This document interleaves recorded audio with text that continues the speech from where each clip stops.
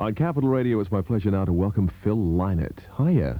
How you doing? I was trying to think. The last time I saw you was, I guess, about a year ago, maybe, something like that? Yeah, definitely. And we were talking at the time about Thin Lizzy sort of splitting up and what have you. How long ago was that now that Thin Lizzy called it a day? It's nearly about a year and a half, I think.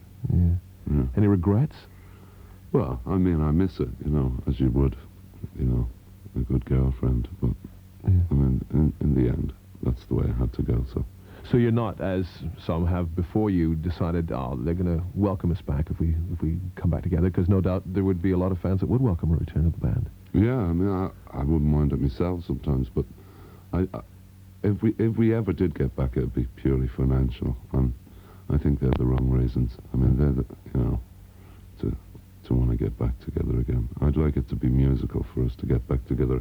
I mean, Brian Downey was just over, working on the video with me, and me and Brian might work together again, and I was jamming with Scott the other day, and me and Sykesy are good friends, but the chances of us actually being back together as a band is, I doubt it. Okay. I mean, you are so synonymous with a sort of a rock and roll lifestyle over the years with Thin Lizzy, and sort of some of the antics are almost legendary that you and the band got up to. Have you had a quiet year? Or do you still go out and like to party and play music loud? No, I've really changed now. I'm very quiet. I stay in.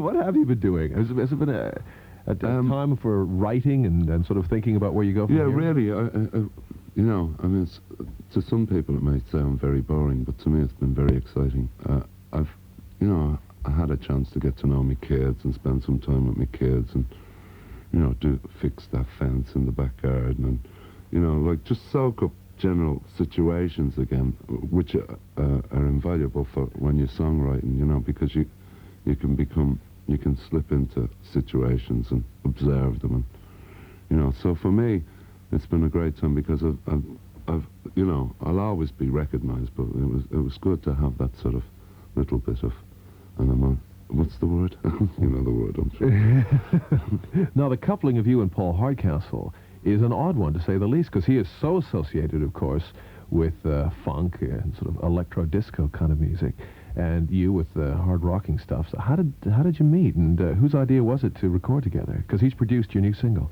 Yeah. Well, the song was called 19, and then I thought either you fight this or you go with it. And he's with the same sort of management company, I mean, he has a different management, but they're all under CMO management. And so I just asked, and he wanted to spread his wings, he just, faraway hills look greener, you know what I mean? Sure.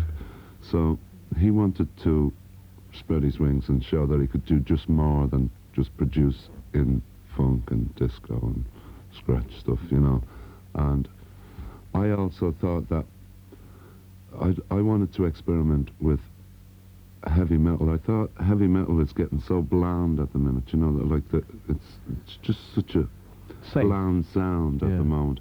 And yet, if Eddie Van Halen can work with Michael Jackson and, say, Loverboy by Billy Ocean has a really good guitar, it's like a heavy guitar sound on it, I thought there's a crack there for, and I also wanted to hear what scratch edits would do to, say, heavy metal, just to see what had happened and use sort of some contemporary keyboards rather than the old Hammond organ and, the Fairfields and just, so to me it seemed that, let's try it this way.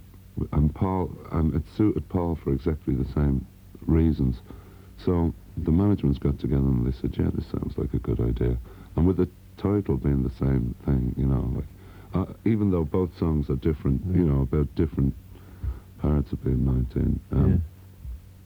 Well, your song is about a young, sort of a guy who's feeling sort of self-assured and, look out, I'm 19 and sort of coming of age. The aggression also. Why did you call it 18 then? Why did it have to be 19? I tried that. It just doesn't seem to work when you go, I'm 18, and it just didn't seem to work. And the same with 20, it didn't work with 20. And also there was a biker gang that I met, and this is what inspired the the famous lyric, I'm bad at 19. No, I'm bad, 19. I was in a bar in America, and these bikers came in, and they all just went, they were the 19th chapter of this bike gang, you know. And they just walked in, they went, I'm bad, give me a beer. And I just went, what? And the heavens opened and inspiration struck. And drinks on me, everybody. Will that be 2 beers? And you just come back from Hollywood, you were saying. What were you doing there?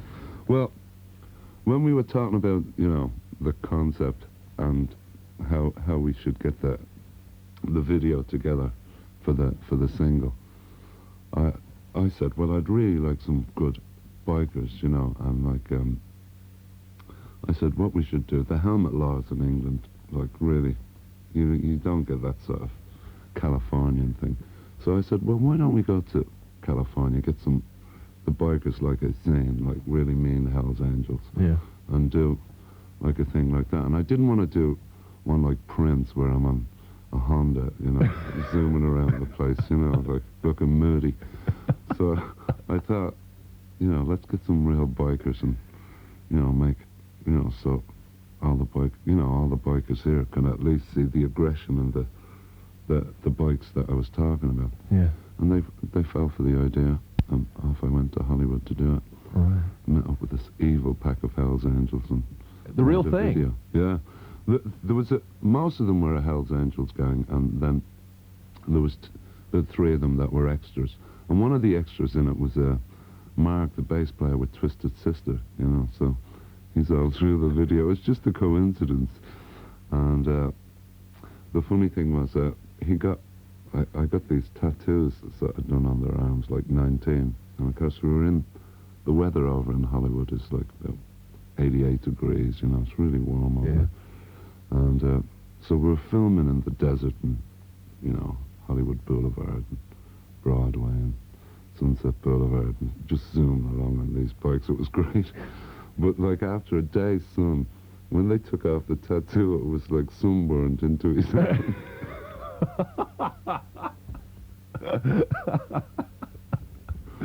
All right, let's play that record right now then, the one that we've been talking about. Phil Lynott, thanks for coming in again. Are you going to accompany this single with an album? Is that in the works? Yeah, well, what they have in mind is that I'm going to do another single for January, and then I'm going to put together a band and an album, and maybe a 3rd single for March, and then I'll be on the road again. Okay, let's, in the meantime, hear the single then from Phil Lynott. This is 19. That's Phil Lynott, together with Paul Hardcastle, who produced it and plays keyboards on his new single. That's called 19. Phil Lynott, my special guest today. 18 minutes to 11.